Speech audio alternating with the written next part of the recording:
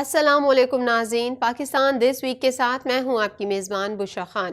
جیسا کہ آپ کو معلوم ہے، پاکستان دس ویک میں ہم لیتے ہیں جائزہ سیاسی، کاروباری اور دیگر سرگرمیوں کا۔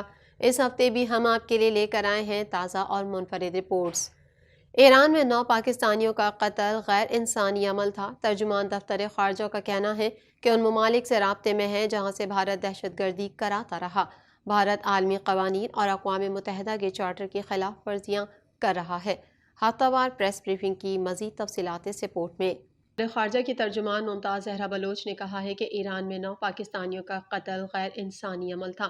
بھارت پاکستان میں دہشت گردی میں ملوث ہے، ان ممالک سے رابطے میں ہے جہاں سے بھارت دہشت گردی کراتا رہا۔ ترجمان دفتر خارجہ ممتاز زہرا بلوچ نے ہفتہ وار میڈیا بریفنگ میں کہا کہ ایران میں پاکستانی حکام متعلقہ حکام کے ساتھ رابطے میں ہیں۔ گزشتہ روز 9 پاکستانی شہریوں کی میتیں ایران سے پاکستان واپس لائی گئی ہیں۔ توقع ہے کہ تحقیقات مکمل ہونے پر ایرانی حکام واقعے کی تفصیلات پاکستانی حکام سے شیئر کریں گے۔ انہوں نے کہا کہ ایرانی حکام سے اچھی کمیونیکیشن ہوئی ہے۔ ایرانی وزیر خارجہ کا دورہ پاکستان کامیاب رہا۔ دونوں ممالک نے مل کر دہشت گردی کے چیلنج سے نمٹنے کا فیصلہ کیا ہے۔ انہوں نے کہا کہ پاکستانیوں کے قتل سے متعلق ایران سے قریبی رابطے میں ہے۔ توقع ہے کہ ایران اس واقعے کی تحقیقات کے بعد پاکستان کو معلومات دے گا۔ گزشتہ ہفتے سیکریٹری خارجہ نے پاکستانی شہریوں کی ٹارگٹ کلنگ میں بھارتی شہریوں کے ملوث ہونے کے ثبوت دیے۔ ترجمان نے کہا کہ بھارت عالمی قوانین اور اقوام متحدہ کے چارٹر کی خلاف ورزیاں کر رہا ہے۔ گزشتہ ہفتے سیکریٹری خارجہ نے بھارتی شہریوں کے پاکستانی شہریوں کی ٹارگٹ کلنگ میں ملوث ہونے کے ثبوت پیش کیے۔ بھارت کو عالمی قوانین کی خلاف ورزیوں پر ذمہ دار ٹھہرایا جائے۔ انہوں نے کہا کہ 5 فروری کو پاکستان میں یوم یکجہتی کشمیر منایا جائے گا۔ 5 فروری بھارت کے غیر قانونی زیر قبضہ جموں کشمیر کے مظلوم کشمیریوں کے ساتھ اظہار یکجہتی کا دن ہے۔ ترجمان کا مزید کہنا تھا کہ پاکستان کو غزہ میں جاری اسرائیلی افواج کی جارحیت اور اقوام متحدہ کی ریلیف اینڈ ورکس ایجنسی برائے فلسطینی پناہ گزینوں کے لیے فنڈنگ کی معطلی کے فیصلے پر شدید تشویش ہے۔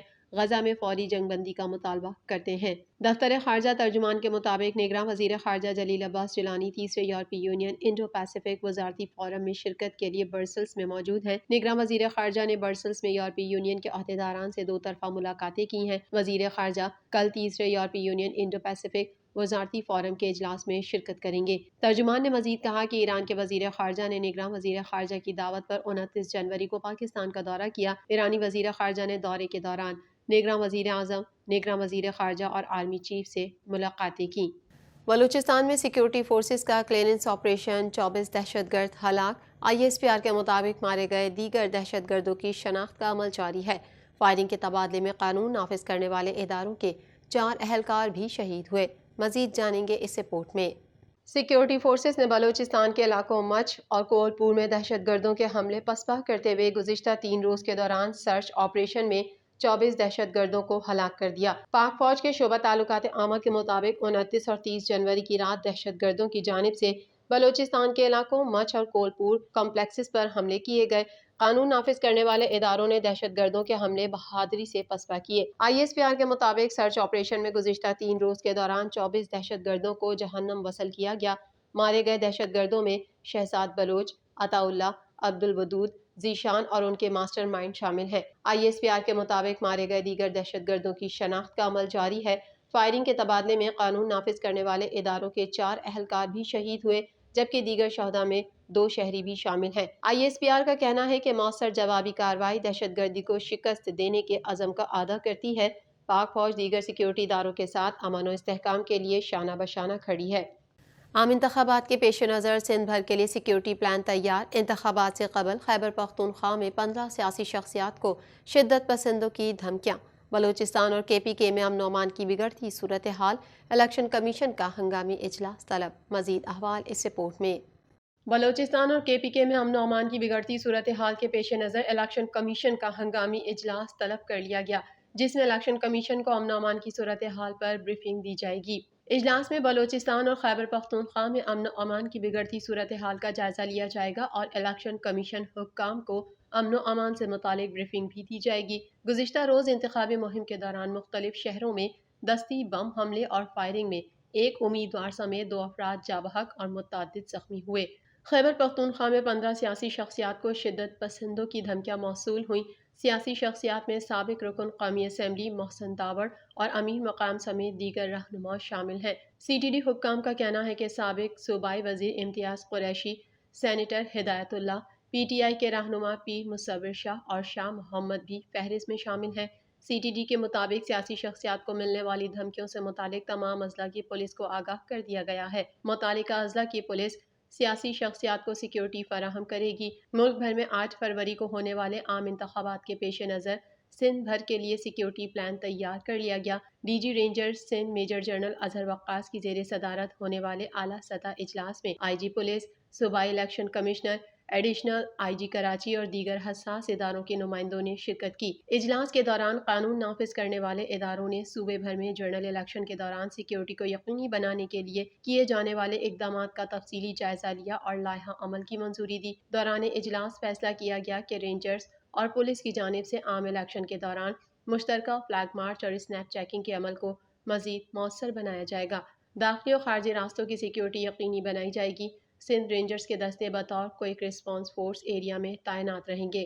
اجلاس میں اس بات پر زور دیا گیا کہ جنرل الیکشن کے حوالے سے صوبائی حکومت اور الیکشن کمیشن کی طرف سے دیے گئے احکامات کی روشنی میں مروجہ قوانین اور ضابطہ اخلاق کی مکمل پاسداری کو ہر ممکن طور پر یقینی بنایا جائے گا اور خلاف ورزی کرنے والے عناصر کے خلاف سخت تادیبی کارروائی کی جائے گی۔ الیکشن کمیشن نے قومی اسمبلی کے حلقہ این اے 8 باجوڑ خیبر پختونخوا کے نشستوں پی کے 22 اور پی کے 91 پر الیکشن ملتوی کر دیے۔ باجوڑ میں آزاد امیدوار ریحان زیب خان کے قتل کے بعد قومی اور صوبائی اسمبلی کے نشست پر الیکشن ملتوی کیا گیا۔ پی کے 91 کو ہاٹ میں امیدوار کے انتقال کی وجہ سے الیکشن ملتوی کر دیے گئے۔ الیکشن کمیشن کے مطابق پی کے 91 کو ہاٹ کے امیدوار عصمت اللہ خٹک کا 30 جنوری کو انتقال ہوا تھا۔ بیلٹ پیپرز کی کمی کے باعث پی پی 32 گجرات اور پی پی 150 لاہور میں بھی انتخابات مؤخر ہو سکتے ہیں۔ بیلٹ پیپرز کی چھپائی کا معاملہ سنگین صورتحال اختیار کر گیا۔ غور کے لیے الیکشن کمیشن کا اجلاس طلب کیا گیا۔ الیکشن کمیشن ذرائع کا کہنا ہے کہ بیلٹ پیپرز کی کمی کے باعث پی پی 32 گجرات اور پی پی 150 لاہور کے ساتھ ساتھ قومی اسمبلی کے 4 اور صوبائی اسمبلی کے 2 حلقوں کے انتخابات مؤخر ہونے کا خدشہ ہے۔ بانی پی ٹی آئی اور اہلیہ نے وزیر اعظم آفس کا غلط استعمال کیا، توشہ خانہ کیس کا تفصیلی فیصلہ۔ بیرسٹر گوہر کا کہنا ہے کہ جج صاحب نے فیصلے میں ہمارے وکلا سے متعلق درست نہیں لکھا۔ بشرا بی بی کا کہنا ہے کہ مجھے ڈیل کے تحت بنی گالا بھیجا گیا تو کینسل کر دیں، جیل میں رکھ لیں۔ مزید جانتے ہیں رپورٹ میں۔ عدالت اسلام آباد نے بانی پاکستان تحریک انصاف اور ان کی اہلیہ بشرا بی بی کے خلاف توشہ خانہ کیس کا تحریری فیصلہ جاری کر دیا۔ پاکستان تحریک انصاف کے رہنما بیرسٹر گوہر کا کہنا ہے کہ جج صاحب نے فیصلے میں ہمارے وکلا سے متعلق درست نہیں لکھا۔ ہمارے وکلا ہر وقت موجود ہوتے ہیں اور ہر تاریخ پر پیش ہوتے ہیں۔ اڈیالہ جیل کے باہر صحافیوں سے گفتگو کرتے ہوئے بیرسٹر گوہر نے کہا کہ ہمیں موقع نہیں دیا جا رہا، جو وکلا دیے گئے ان کے پاس کچھ نہیں تھا۔ فیصلے میں لکھا گیا ہے کہ استغاثہ اپنا کیس ثابت کرنے میں کامیاب رہی۔ بانی پی ٹی آئی اور بشرا بی بی نے وزیر اعظم آفس کا غلط استعمال کرتے ہوئے 1,57,20,20,000 روپے کا مالی فائدہ حاصل کیا۔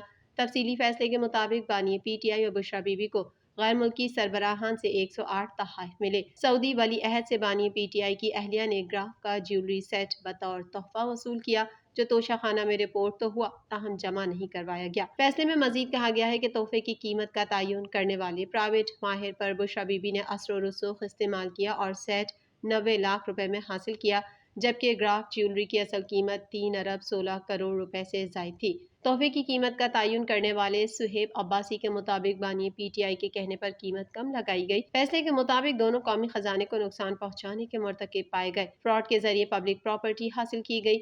سیٹ کی مالیت پرائیویٹ لگوائے گئے تخمینے سے کہیں زیادہ تھی۔ فیصلے میں بانی پی ٹی آئی اور بشرا بی بی کو 14 سال قید کی سزا سناتے ہوئے کہا گیا کہ جیل میں گزرا ہوا وقت سزا میں شامل تصور کیا جائے گا۔ دوسری جانب سابق وزیر اعظم اور بانی پی ٹی آئی کی اہلیہ بشرا بی بی کا کہنا ہے کہ اگر مجھے ڈیل کے تحت بنی گالا بھیجا گیا ہے تو کینسل کر دیں، جیل میں رکھ لیں۔ بشرا بی بی نے گزشتہ روز کمرہ عدالت میں پہلی بار صحافیوں سے بات چیت کے دوران کہا کہ میں خود گرفتاری کے لیے جیل آئی۔